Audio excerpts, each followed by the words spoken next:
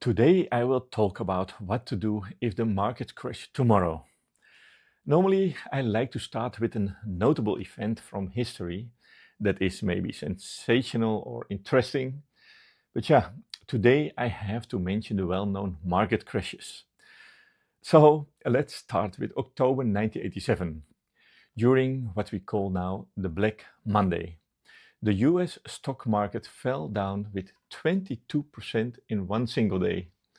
This is still the worst one-day drop in modern financial history.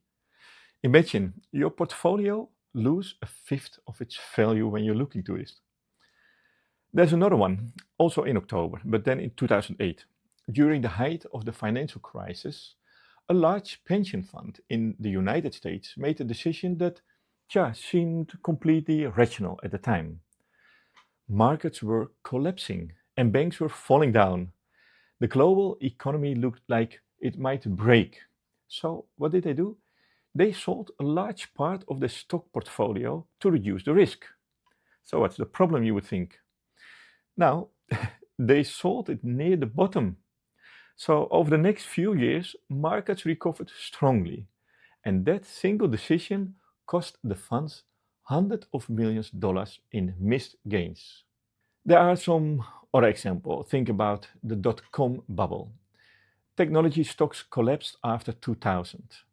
And in early 2020, during the COVID market crash, it's more recently, global markets dropped more than 30%.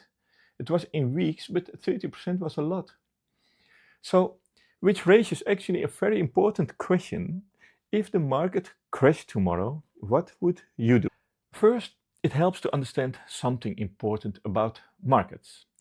Crashes are not unusual events. They are actually part of the whole system.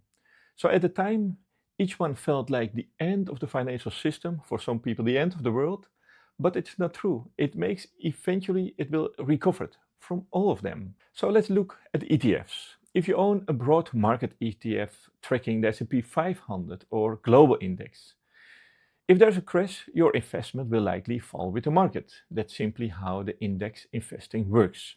The ETF is kind of mirror. The markets, this is the ETF, this is the market, so they mirror each other. So when the market drops, the ETF drops too. But something else is happening at the same time. Prices are adjusting. And historically, those lower prices are exactly what long-term investors eventually benefit from. Now let's talk about the dividend stocks. These companies often represent a mature business with stable cash flows. Utility, consumer goods, healthcare. During a market crash, their share prices can still fall, of course, significantly, but the income they generate may remain relatively stable. So for many investors, that dividend income creates a psychological anchor. So even when the prices fall, the investment continues producing the cash flow. So as you know, it doesn't mean that dividends are guaranteed, but historically, many established companies continue paying them even during difficult market conditions. But there is another part of the market that becomes very active during crashes: options. Options are, probably you know that too, the financial contracts that allow investors to buy or to sell an asset at a specific price for a certain date. And during periods of market stress, options activity often increases dramatically. One example is a call option. Some investors use calls during the market downturns because they allow exposure to a potential recovery while committing less capital than buying the stock. So if the market rebounds strongly, a call option can increase its value quickly. That is perfect. But what if the recovery doesn't happen? The option can also expire worthless. So, with other words, you lose your money. So while calls can provide a leverage to a market rebound, they also carry a significant risk. In the other side, you have the put options. A put option gives the holder the right to sell the stock or index at a specific price. Because of that, some investors use puts as a form of protection. When the markets fall, then they decline and the value of the put option may increase and helping offset the losses elsewhere in the portfolio. And for that reason, put options are sometimes compared to an insurance policy on the portfolio. But it's also important to understand that options are a complex instruments. They are not for every investor or trader. They require a clear understanding of risk and timing and pricing. So when markets become uncertain, investors are often looking for assets that behave differently from the stocks. And one of the most famous example is gold.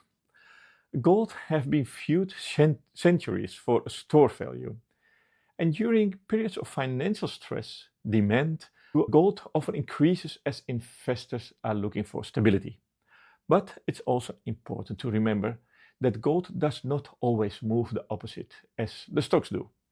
Sometimes it rises during the crisis, but sometimes it moves very little. So the financial markets are rarely that simple. Other commodities are a different story, and that's why I split them from the gold.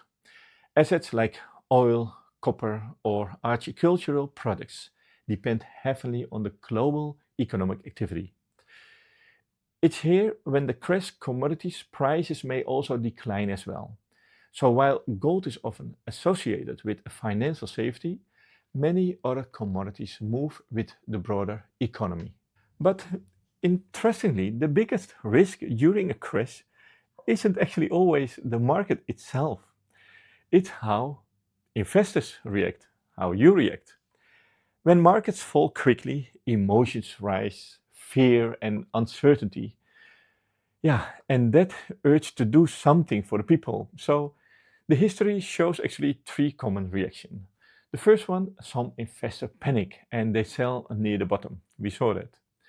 The second, some investors they just step away completely and wait for things to feel safe again. And the third one, some investors simply stick with their long-term plan. Years later, those different reactions often lead to very different outcomes. And that is why experienced investors often focus less on predicting the crashes and more on preparing for them. Because it means a couple of different things. First of all, diversification across different assets. It means not relying entirely on one single type of investment. So, for example, investors continue the broad market, ETFs, the dividend paying companies, and assets like gold or other commodities. The idea is very simple. Different assets react differently during market stress.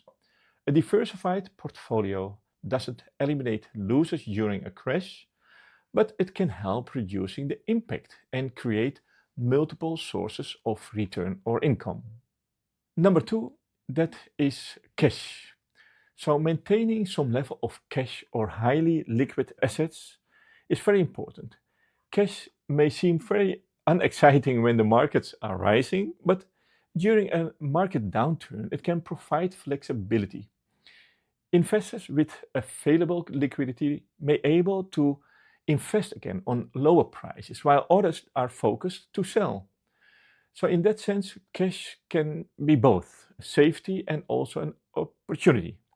And third, understanding your investment horizon.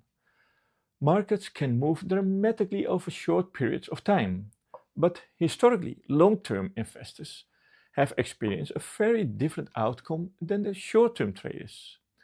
So, if your investment horizon is measured in decades rather than in months markets, downturns, yeah, it may be represent a temporary volatility rather than a permanent loss.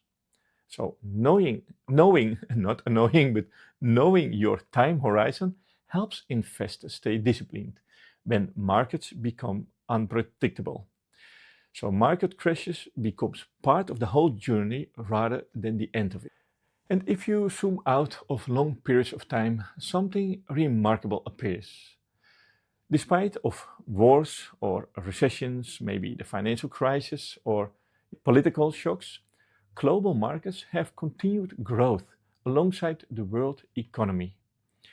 The companies inside major indices, they keep innovating, they keep producing goods, they delivering services and generating profits all the time, which means a market declines often represent really the temporary disruption in a much longer history. So if market crashes tomorrow, the headlines will be dramatic for sure. The news will be very urgent and investors everywhere will be asking the same question, what should I do? But history suggests actually a totally different perspective. Market crashes are not rare. They are just part of investing. And the investors who tend to navigate the best are just actually also the ones who prepared long before the panic will start. Don't forget, markets move in cycles and preparation matters more than prediction.